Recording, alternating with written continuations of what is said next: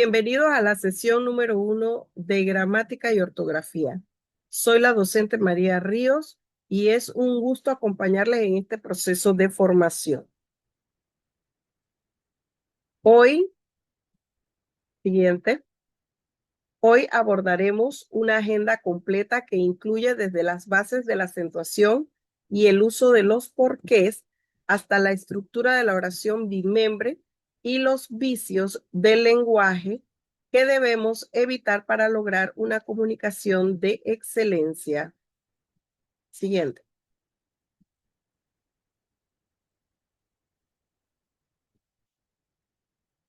Iniciaremos con este mensaje que he deseado compartir con ustedes. Es una reflexión bíblica, puesto que nosotros aquí pues en CETES nos manejamos de esta manera.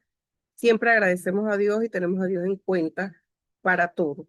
Esta reflexión que les quiero compartir está en Primera de Pedro, capítulo 5, versos 6 y 7, y dice de la siguiente manera: humillaos, pues, bajo la poderosa mano de Dios, echando toda vuestra ansiedad sobre Él, porque Él es quien tiene cuidado de vosotros. Que esta palabra hoy nos dé serenidad para nuestro aprendizaje. Siguiente. En nuestras metas, los objetivos que deseamos alcanzar son examinar las normas gramaticales básicas y la estructura oracional para prevenir los errores de concordancia gramatical más frecuentes. Examinar las reglas gramaticales básicas a fin de explicarlas en la redacción, aplicarlas, perdón, en la redacción de documentos. También identificar la estructura oracional con el objetivo de estructurar de manera correcta las oraciones. Desarrollar habilidades ortográficas para mejorar la expresión oral y escrita. Siguiente. Iniciamos entonces con lo que es gramática. La palabra gramática proviene del griego gramatike, que es la ciencia que estudia las reglas que regulan el uso de las lenguas y la organización de las palabras. Esa es la base de todas las técnicas. Por lo tanto, vamos a ver lo que es la palabra, la mecánica y la ortografía, lo que es la oración, cómo es su arquitectura y sintaxis, el estilo, que es el refinamiento y la claridad de la escritura. Siguiente. Muy bien, aquí presentamos lo que es la matriz de acentuación, un pequeño, una pequeña recordatorio de lo que hemos aprendido en secundaria en cuanto a lo que son las reglas de acentuación, que son las agudas, graves, esdrújulas y sobresdrújulas. Las agudas son las palabras que llevan el acento en la última sílaba y la regla dice que si terminan en N, S o vocal deben llevar tilde. Importante, siempre le digo a mis estudiantes, si te aprendes una, ya te sabes la otra. ¿Por qué? Porque solamente es seguir el orden. Y les explico. Las graves serían que llevan la mayor acentuación o golpe de voz en la penúltima sílaba y llevan tilde si no terminan en NS o vocal. Así que es al revés la regla. Por ejemplo, de las agudas tenemos reloj. Obviamente termina en otra consonante que no es NS o vocal. Sigue siendo aguda. Tenemos ordenador también. Café, sí, lleva tilde porque termina en vocal. Y quizá lleva tilde porque termina en vocal. En cuanto a las graves, como expliqué hace un rato, la regla es que no llevarían tilde si terminan en NS vocal. O sea que si terminan en cualquier otra consonante, debe llevar tilde. Aquí en casa, la mayor fuerza de voz está en la primera sílaba. Por lo tanto, termina en A, no puede llevar tilde. Pero tenemos mármol. En mármol sí, porque termina en L. Corbata. Y el otro ejemplo que tenemos es fértil. Luego pasemos a las esdrújulas. Las palabras esdrújulas llevan el acento en la antepenúltima sílaba y siempre llevan tilde. Por ejemplo, semáforo, relámpago. Ahora las sobreesdrújulas. Las sobreesdrújulas son aquellas palabras que tienen la mayor fuerza de voz en la tras antepenúltima sílaba. Y la regla es que siempre llevan tilde. A excepción, una pequeña excepción de cuando terminan en el adverbio mente. Cuando terminan en el adverbio mente, van a conservar la tilde. Entonces tenemos los ejemplos. Dibújaselo. Lleva tilde. Y cómpraselo. Lleva tilde. Muy bien. Pasamos a la otra.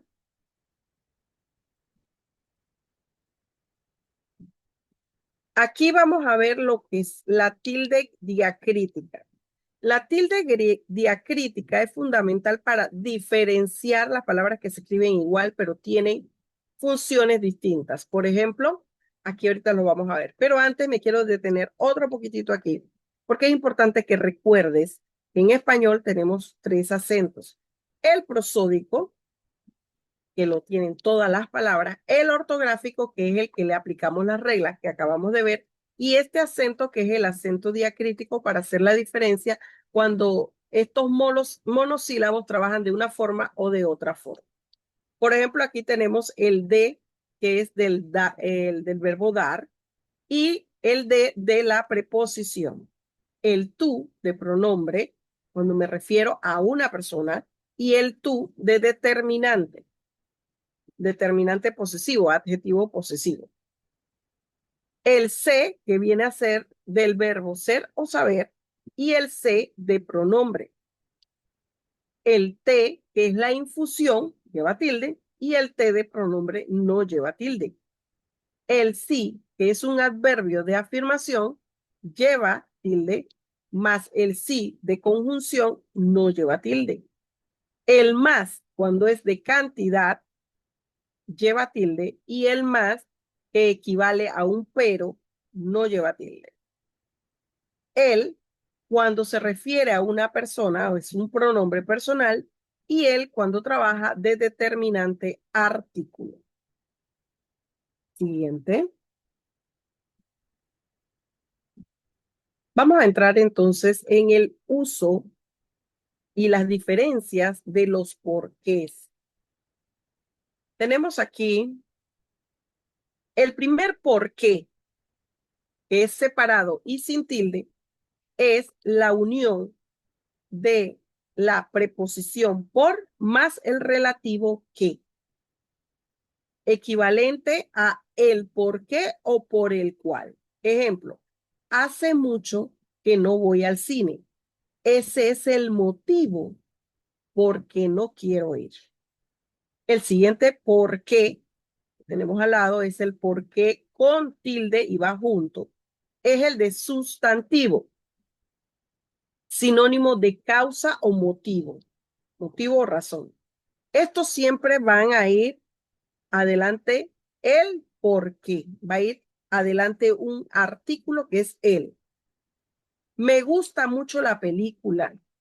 He ahí el por qué quiero ir al cine. El siguiente por qué es el de conjunción casual, equivalente a ya que, para qué, puesto que. Ejemplo, salí temprano porque no quería llegar tarde. Y el último por qué, que va separado y lleva tilde en qué, es el que introduce las preguntas o las exclamaciones. Es una secuencia formada por la preposición por y el pronombre relativo que. El ejemplo es, ¿por qué no pasas acá luego del trabajo? Entonces, aquí vemos las diferencias de los porqués. Espero que la puedan practicar, por favor. Siguiente. Vamos a ver lo que son los diptongos y triptongos. Concurrencias vocálicas. Estas concurrencias unen o separan sonidos. Por ejemplo, el diptongo es la combinación de una vocal abierta, A, E, O, con una vocal cerrada, I, U. Por ejemplo, está en cielo. El triptongo es una vocal cerrada, una vocal abierta y una vocal cerrada. Por ejemplo, en limpiáis. Eso es la diferencia del diptongo con el triptongo. Vamos entonces con lo que es el hiato. Siguiente.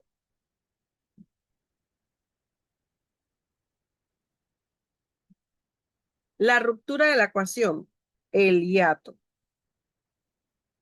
A diferencia del diptongo, el hiato ocurre cuando dos vocales juntas se separan en sílabas distintas, ya sea por ser dos vocales fuertes o por una vocal débil acentuada que rompe esta unión. Esto es importante recordarlo. Y recuerden que cuando hablan de concurrencias vocálicas, siempre que les digan esa palabra, estamos hablando de hiato, diptongo y triptongo, que son las uniones de estas vocales, concurrencias vocálicas. Tenemos choque de abiertas, abierta más abierta, eso da un hiato, y también cerrada con tilde y abierta también rompe el diptongo y se forma un hiato.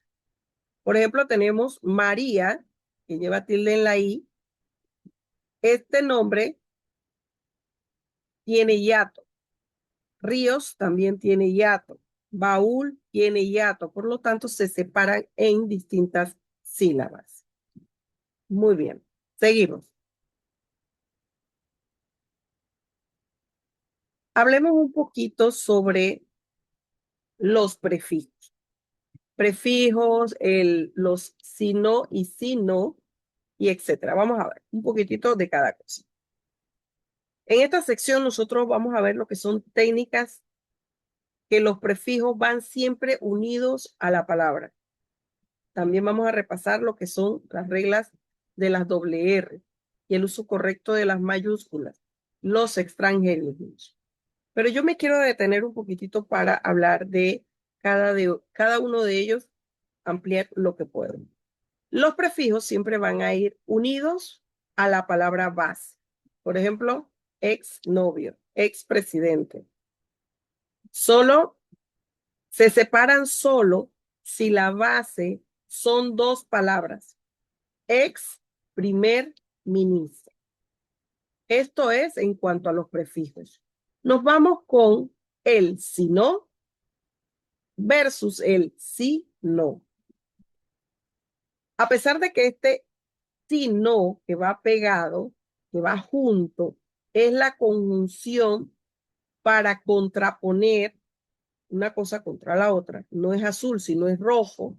También hay un si no que no está aquí, pero quiero aclarar que tiene el significado de destino. Lo puede usted buscar en su diccionario. También tiene ese significado. Eso más se usa en la literatura.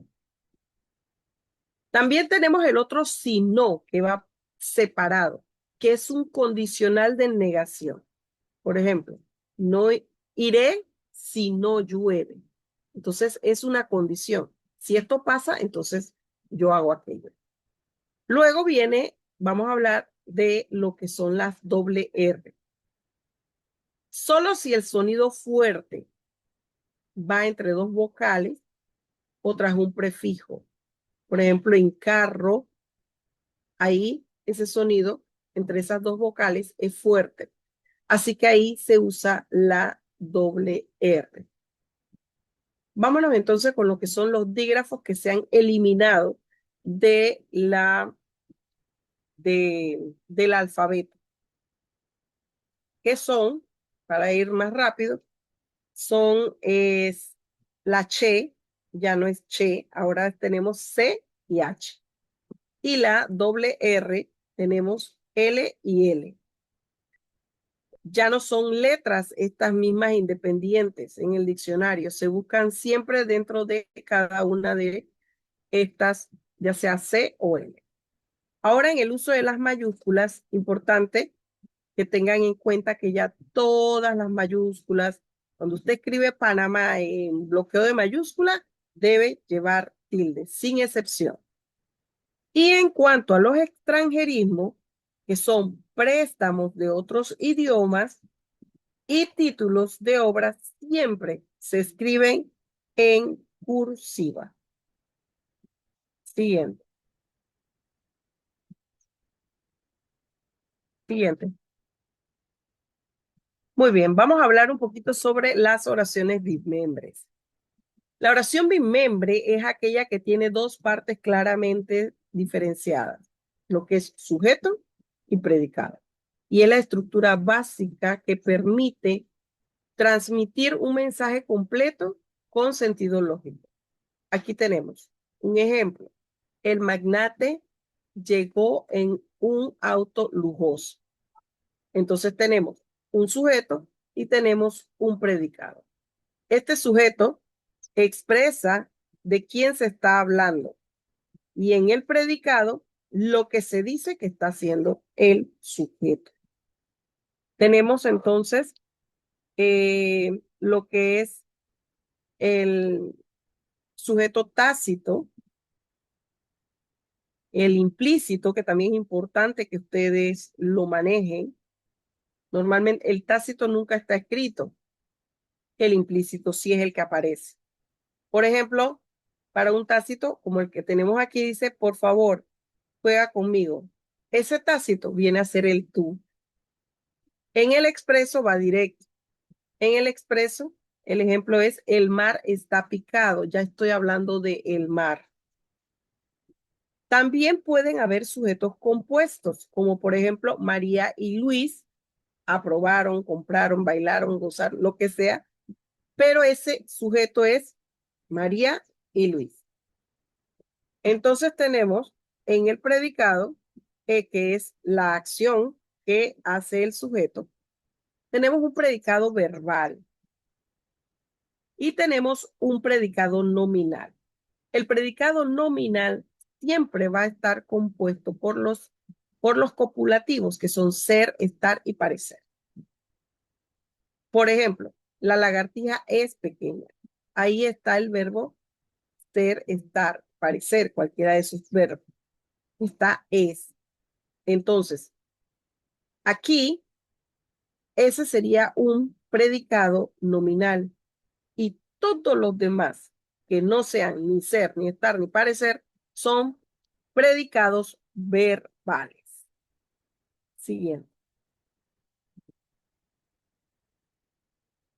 Muy bien, vamos a hablar sobre la concordancia del sujeto y del predicado. La concordancia de ellos es obligatoria, según el número, según el género y según la persona. Entre estos elementos de la oración es importante que haya concordancia. El sujeto debe estar en armonía con el verbo para que la oración sea gramaticalmente correcta. Entonces aquí tenemos la coincidencia obligada de los accidentes gramaticales entre los elementos de la oración. Muy bien. Seguimos. Las reglas de concordancia. Existen reglas específicas de concordancia nominal, sustantivo y adjetivo, y la concordancia verbal que va a ser entre sujeto y verbo. Si el sujeto es plural, el verbo necesariamente va a ser plural. Seguimos.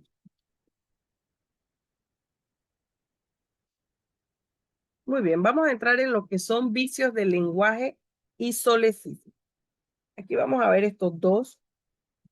Es importante que nosotros evitemos estos vicios, a pesar de que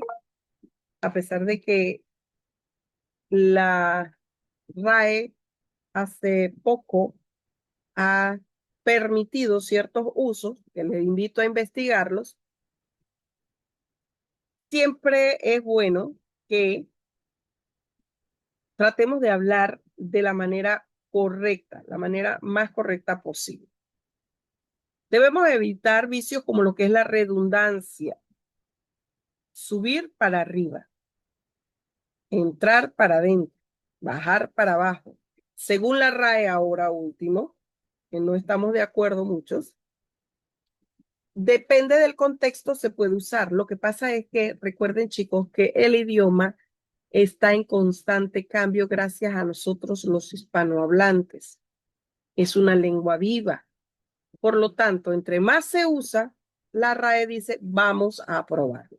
Así que debemos tener ese cuidado.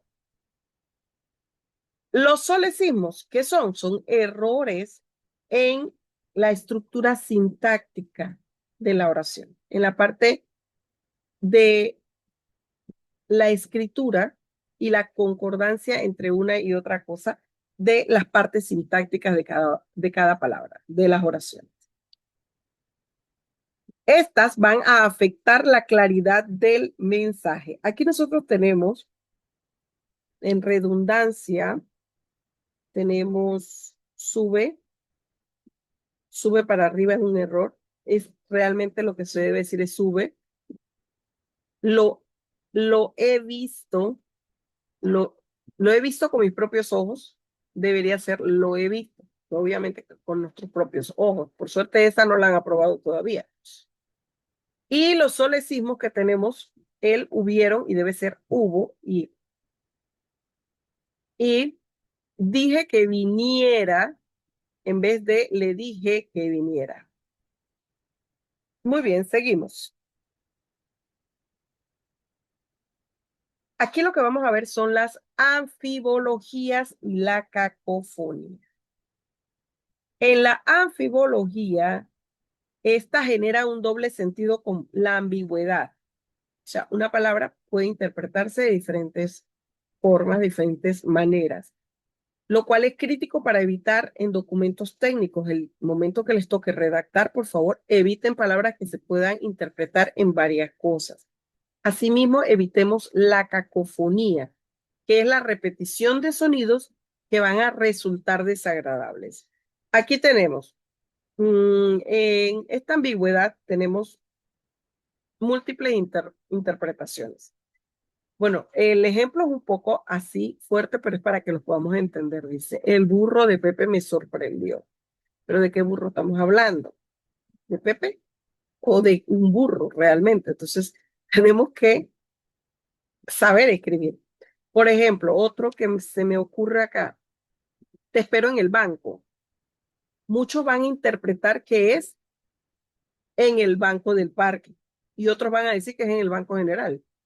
Entonces debemos tener cuidado, ese cuidado con utilizar las palabras mal dentro de una redacción. La cacofonía, como ya le dije, es el sonido repetitivo de sílabas idénticas. Por ejemplo, aquí tengo, Tomás tiene tos y tomó tableta. Ta, ta, ta, ta, ta, ta. Pura te por todos lados. Eso suena mal y por lo tanto se llama cacofonía. Se escucha mal y también al escribirlo también se ve muy, muy mal. Muy bien, seguimos. Vamos a ver lo que son las intervenciones editoriales, el refinamiento del léxico. Cuando hablo de esto, estoy hablando de lo que es monotonía.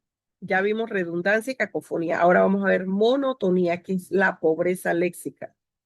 Y lo que son los vulgarismos y extranjerismos. En la monotonía, decir un discurso está mal, es monótono.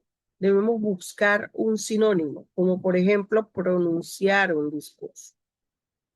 Decir un poema no es lo correcto, es recitar un poema. Entonces debemos buscar las palabras adecuadas para corregir nuestra redacción. Vulgarismo y extranjerismo. Recuerden, haya ya no existe, es haya. Y es más, es un barbarismo. A costilla de es a costa de. Backup. Nosotros no hablamos inglés, español. Eviten cuando redacten utilizar extranjerismo cuando los podemos utilizar bien en español, que la corrección sería copia de seguridad. Pickup, que la corrección sería camioneta. También tenemos lo que es la excepción a la regla, que son los verbos que aunque suenan extraños, son correctos en sus formas regulares e irregulares según la RAE. Siguiente. Muy bien, ya terminando. Dice el ecosistema del buen español. En resumen, nosotros vamos a ver lo que es aquí. Una frase perfecta no ocurre por accidente, es el resultado de tres sistemas trabajando juntos en sincronía. Puse lo que es la palabra, luego también el estilo y la oración que nosotros formamos. Por ejemplo, tú y yo redactamos el documento impreso porque era esencial. Entonces, es importante que la elección de la palabra se ajusta, tenga estilo y la redacción defina nuestra imagen y nuestra profesionalidad, ¿verdad? Que seamos profesionales en lo que estamos haciendo. Una oración bien construida, bien redactada, es una unidad mínima de comunicación efectiva. Siguiente.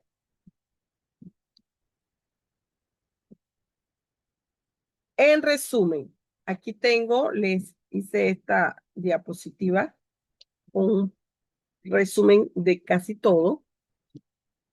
Aquí hemos cubierto desde la ortografía básica hasta la complejidad de la concordancia y el estilo. La clave está en la práctica constante de las reglas esenciales. Está en la lectura, chicos. En la lectura es importante el hábito de la lectura para la correcta escritura, pronunciación y un buen manejo léxico. Muy bien, chicos. Siguiente. Chicos,